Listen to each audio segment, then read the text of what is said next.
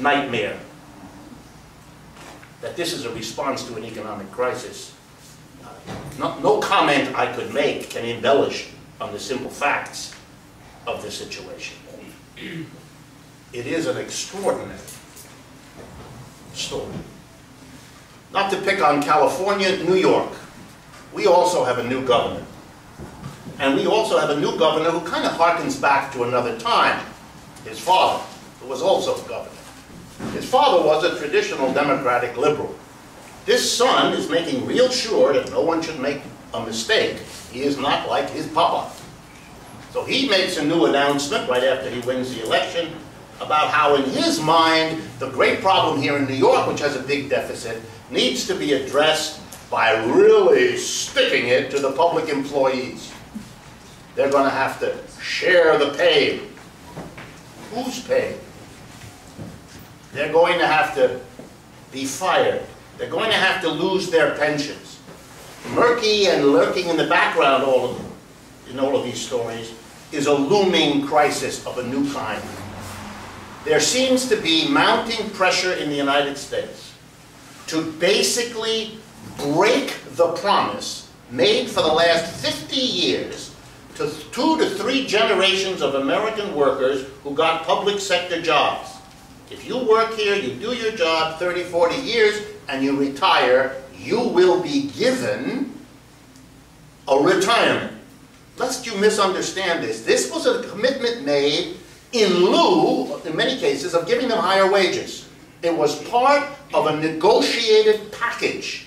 The workers would come to work for a combination of wages and benefits. And those benefits, high on the list, was a certain kind of retirement that would allow you to live a decent life and not be a burden on your children. And the movement now is to begin to renege on that promise, not to pay pensions, to cut the pensions, to cut the terms of the pensions. It's already being done, and a number of cities and states have already done this, and more are doing it all the time. It takes a variety of forms, but it is beginning to be orchestrated, and I urge you to pay attention in the months ahead, as a conflict between two adversaries that we're not so used to here in the United States. Not whites and blacks, not men and women, but old and young, in which the burden of the pension will be redefined as the burden on the mass of younger people to pay these outrageous taxes to sustain these no longer working fill in the blanks. And a struggle. Should we suffer, we younger folk, to sustain those who are going to die soon and use up too many services as they die? That changes our political environment. It affects many communities. It'll affect voting patterns. It's an awesome process that is underway just below the surface, but coming to the fore as we have this crisis. Last point. This economic crisis, it begins officially in December of 2007, which has produced this 10% unemployment rate that doesn't go down, these foreclosures which go up, and a whole host of other dilemmas, is a little bit like that famous story of a flood in which a little boy or a little girl puts her finger in a hole in the dike to hold back the water, and then almost in cartoon fashion, no sooner has he or she done that than a leak springs somewhere else, and the child runs to the other place, puts his or her finger in there, only to discover another leak, and you kind of watch the tragedy and the humor of it all. And it is, in its own sick way, a kind of funny thing. This crisis pops up here, there, and over with everywhere else. No sooner is it gone than it resurfaces. So, for example, for the last 2.5 years, we've heard a great deal about many things, but not about cities and towns. Now that the banking crisis is a little bit off the immediate burner, we have city and towns exploding. For a while it looked like Europe was going to escape compared to the United States. Then it had a whole summer, last summer, of catastrophe.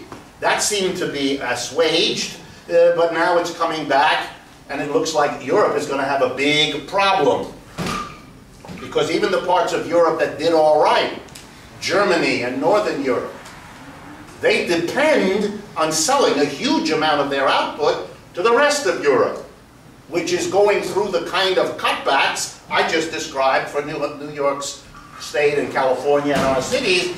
And if Greece and Portugal and Spain and Ireland can't buy the output of the rest of Europe, that is a crippling phenomena for all of Europe. So no one knows. And if Europe has a great deal of problem, we get hurt because we depend on Europe as a market for our exports and so on in all kinds of complicated ways. Conclusion, then, let me segue from a discussion about cities and towns, which we're going to come back to give a more general overview of how things have gone in the last month. Basically, not much has changed from what we talked about and surveyed in early December when we had our last meeting. What do I mean? There continues to be a recovery. That is, banks in the United States continue to basically do real well. With great pride, several of our largest banks, which continue to get government guarantees and government subsidies right now, announced that they are going to resume dividend payments during the course of this year. That is, they're making enough profits to begin to distribute them to the shareholders. So the banks are doing really nicely with the $1 trillion+ that the government, i.e. you, have contributed to renewing their balance sheets, to improving their situation. They are recovering. The stock market, which was doing more nicely the last time we met, is a little flat now, but it hasn't tumbled. And that's already considered to be pretty good news, although the consensus in Wall Street is that there will be, this lovely term, a correction of 5 to 10% over the next few weeks. So for those of you that were anticipating making a major leap into the stock market, don't do that now. Or if you do, remember what I just said. Don't do that now. And that's because the uptick in the stock market of the last few months looks to almost all the professionals as a lovely event for which there is no justification. And when you see that situation, the next step is usually a correction in which it suddenly dawns on everybody that they're holding on to something that could collapse. It's a little bit like that cartoon you may remember from childhood when the cat is running down the road and runs off the edge of the cliff, goes in a straight line, looks down, realizes there's no soil, and then drops. Nobody wants to be caught holding shares of stock when you have a level of value that is unsustainable. So it's a weak, inadequate recovery. That's a consensus view. No one knows how long it can be sustained. Every time anyone says to you something about a recovery, you don't need to be a leftist or a radical to make fun of it. There are plenty of people who are not leftists, are not radical, really have no use for those terms, don't know what they mean anyway, who share the point of view that whatever recovery this is very limited and very, the word they like, fragile. For example, we depend desperately as a society, for even the little bit of recovery we have, we depend desperately on a quote-unquote normal relationship with the People's Republic of China. For those of you that are not used to it, you should, with me, enjoy the ironies of this situation. Let me repeat myself. We are desperately dependent on a good relationship with the People's Republic of China. I believe the head of that government has arrived in Washington either today or will tomorrow. I don't know exactly when he's coming. And there's the most elaborate dance imaginable of all our highest officials promising, cajoling, begging, to have this relationship sustained. Of course, it has to be balanced with what is needed by domestic Republican politics, which is a demand that they allow more freedom of expression. This is as relevant to what is being discussed in Washington as are weather conditions in the eastern Tyrol. And if you're not much up on those, then don't worry about security concerns or Nobel Prize winner living conditions and so forth. That is pure and unadulterated fluff and not to be taken seriously. What is wanted from the United States is a bit more of an open market in China to unload the stuff we can't sell anywhere else. And in exchange, China will get what it wants from the United States, which is access to that technology that the United States industry has that they don't have yet. And for those of you that read the New York Times, which does, not often, but occasionally, have actually, relevant news about economic conditions.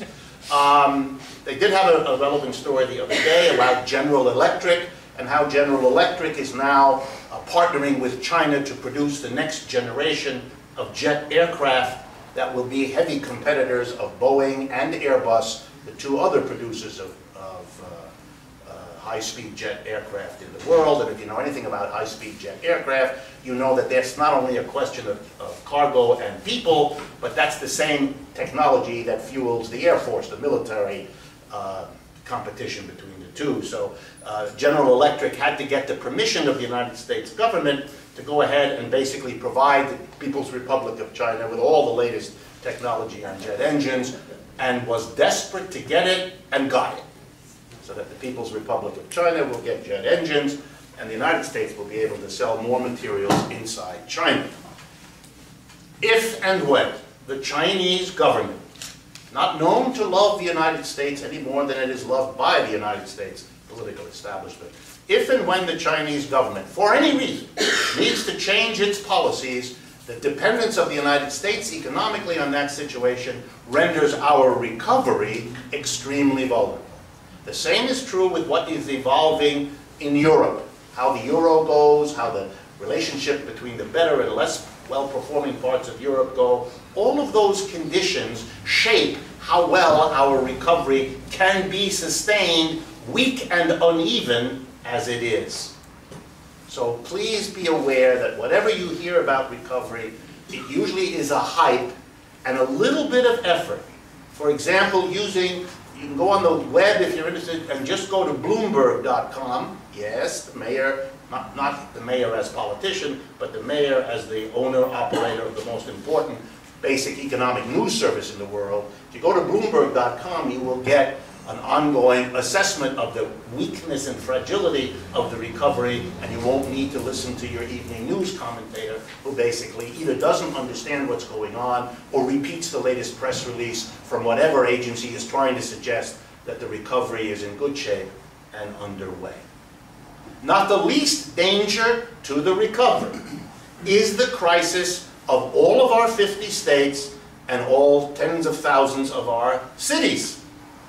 If they continue to do what I just told you about California and New York, raising taxes, cutting jobs, cutting services, they're going to make the situation worse. The dysfunctionality of an economic system is usually best seen when you can identify how